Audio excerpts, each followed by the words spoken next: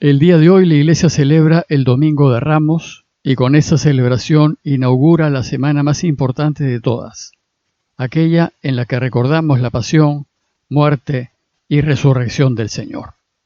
Para esas celebraciones nos hemos venido preparando durante 5 semanas en el tiempo de Cuaresma.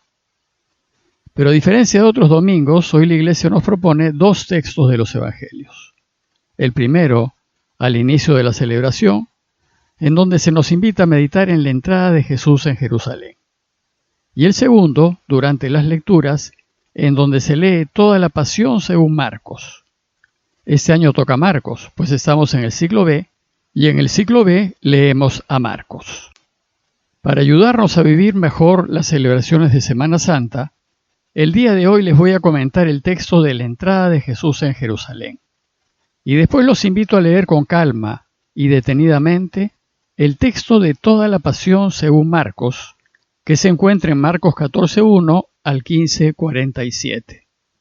Los invito a hacer esta lectura participando en la escena, metiéndose en ella como si estuviésemos presentes, viendo a las personas, oyendo lo que hablan y fijándose en lo que hacen. E ir reflexionando en cada parte, y si es necesario, repetir la lectura según se vaya avanzando.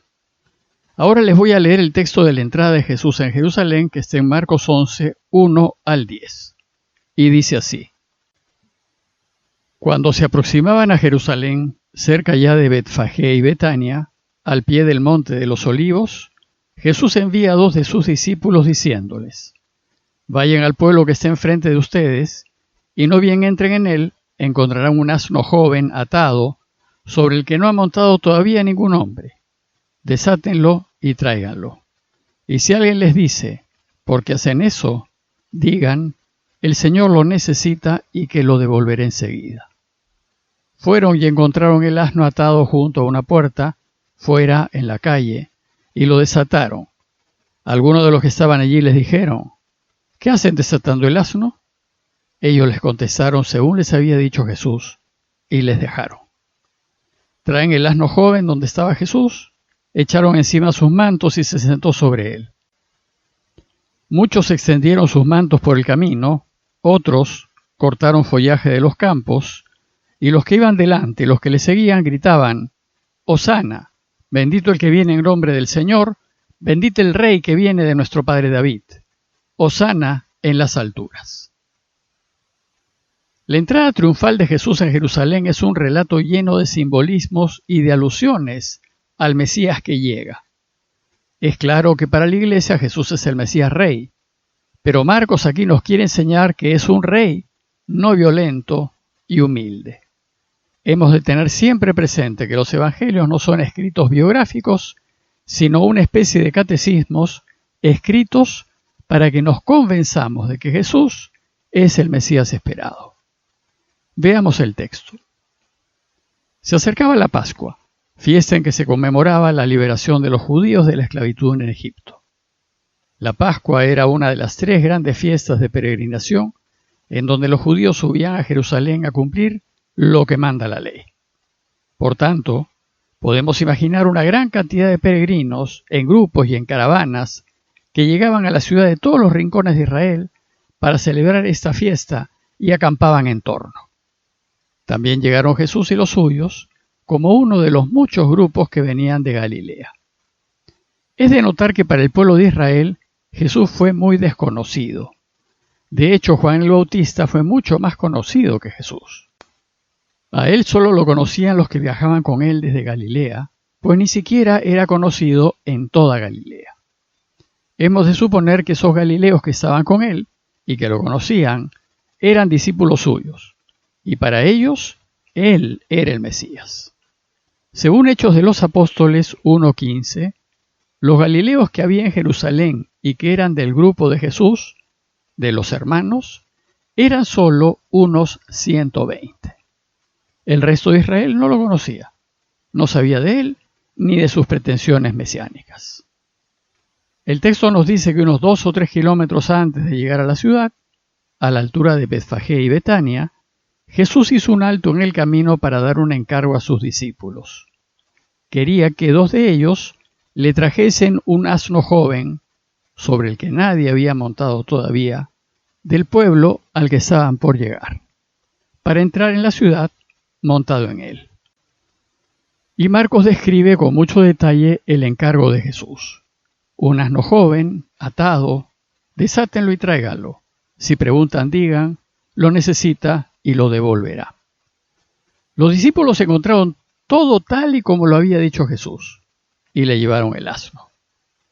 Jesús entonces se prepara para entrar en Jerusalén como un rey, como el Mesías esperado.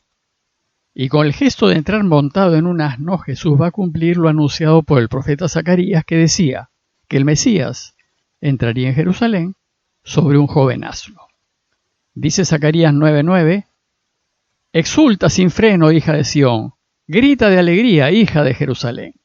He aquí que viene a ti tu rey, justo él y victorioso, humilde y montado en un asno, en un pollino, en una cría de asna». Todo ese pasaje está lleno de imágenes mesiánicas tomadas de las escrituras judías. Zacarías 14, 2 al 5, por ejemplo, presenta al Mesías guerrero que guía a Israel a la batalla final desde el Monte de los Olivos. Yo reuniré a todas las naciones en batalla contra Jerusalén. Será tomada la ciudad, las casas serán saqueadas y violadas las mujeres. La mitad de la ciudad partirá al cautiverio, pero el resto del pueblo no será extirpado de la ciudad. Saldrá entonces Yahvé y combatirá contra esas naciones como el día en que él combate, el día de la batalla. Se plantarán sus pies aquel día en el Monte de los Olivos, que está frente a Jerusalén, al oriente, y el Monte de los Olivos se hendirá por el medio de oriente a occidente, haciéndose un enorme valle. La mitad del monte se retirará al norte y la otra mitad al sur, y huirán al valle de mis montes, porque el valle de los montes llegará hasta Yazol. Huirán como huyeron a causa del terremoto en los días de Osías, rey de Judá. Y vendrá Yahvé mi Dios, y todos los santos con él. Y así como el Mesías guerrero de Zacarías, Jesús entrará en Jerusalén desde el Monte de los Olivos. Es pues de imaginar la exaltación de los discípulos. Pero si bien Jesús entrará en Jerusalén aclamado, así como es aclamado un rey del mundo, de hecho lo hará como un rey humilde y sencillo. Él no es un Mesías guerrero, y aunque ciertamente es un rey triunfante, él no entra a caballo, lo que sería digno de un rey, sino humildemente montado en un asno, algo que dice mal de un rey de este mundo. Justo él y victorioso, humilde y montado en un asno, en un pollino, en una cría de asna, nos dice Zacarías 9:9. Los que estaban con él lo acogerán con ramas agitadas, mantos por el suelo, gritos de júbilo, dándole la bienvenida como rey de Israel. Lo acogerán como acogieron a Jehú, rey de Israel, en tiempos del rey Acaz.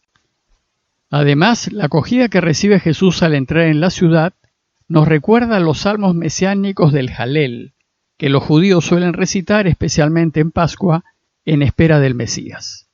El Jalel está compuesto por 6 salmos, del 113 al 118, que son recitados como una unidad a manera de alabanza y gratitud por las obras salvadoras de Dios. El Jalel se lee durante las oraciones nocturnas de la primera noche de Pascua y como acción de gracias durante el rito de Pascua.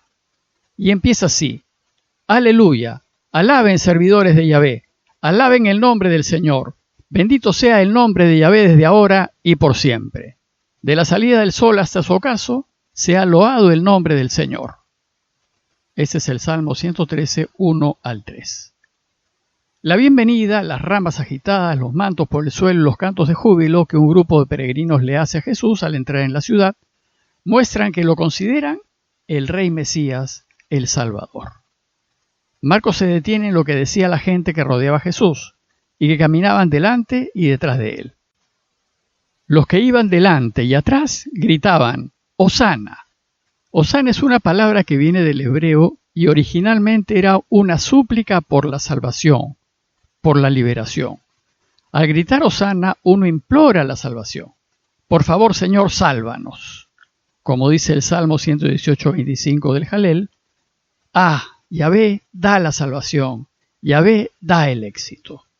En este caso, el grito de Hosana significaría algo así como que Dios te conceda ayuda y éxito. La gente también gritaba, bendito el que viene en nombre del Señor. Para la gente Jesús es el ungido, el elegido, y que viene en su nombre y que actuará en su nombre. Y gritaban también, bendito el reino que viene, el de nuestro padre David, pues él es quien hará posible que el reinado de Dios, prometido a David, se realice. Y el último grito de la gente es, Hosana en las alturas. Dice el Salmo 108:6, álzate, oh Dios, sobre los cielos, sobre toda la tierra tu gloria. Pues la salvación nos viene del cielo, de Dios mismo. Lo cierto es que la poca gente que acompañaba a Jesús estaba dichosa, jubilosa, no cabía en sí. Para ella la llegada de Jesús es lo mejor que pudo haber pasado, a ellos y a todo Israel. Pues se entiende que en Jesús Dios finalmente cumplirá con todas sus promesas. Al entrar en la ciudad ya era tarde, y con la puesta del sol los campesinos prácticamente terminaban su día. Y lo único que hizo Jesús fue observar todo a su alrededor, y luego se fue a Betania con los 12. Betania era un pueblito muy cerca de Jerusalén, a solo 3 kilómetros de distancia, en donde vivían sus amigos Lázaro, Marta y María. Como conclusión, los invito a preguntarnos si Jesús es realmente nuestro Rey y si queremos darle a Él las riendas de nuestras vidas para que disponga de nosotros como quiera. Pero recordemos que el mundo rechaza a este tipo de rey, pues no tiene ni ejércitos, ni riquezas, ni caballos, ni siquiera un asno, pues tiene que pedirlo prestado. ¿Es este el rey al que queremos entregarle nuestras vidas? Pidámosle a Dios su ayuda para descubrir que Jesús, sentado en el asno, encarna todos los valores que necesito para vivir la vida correctamente y alcanzar la felicidad. Parroquia de Fátima, Miraflores, Lima.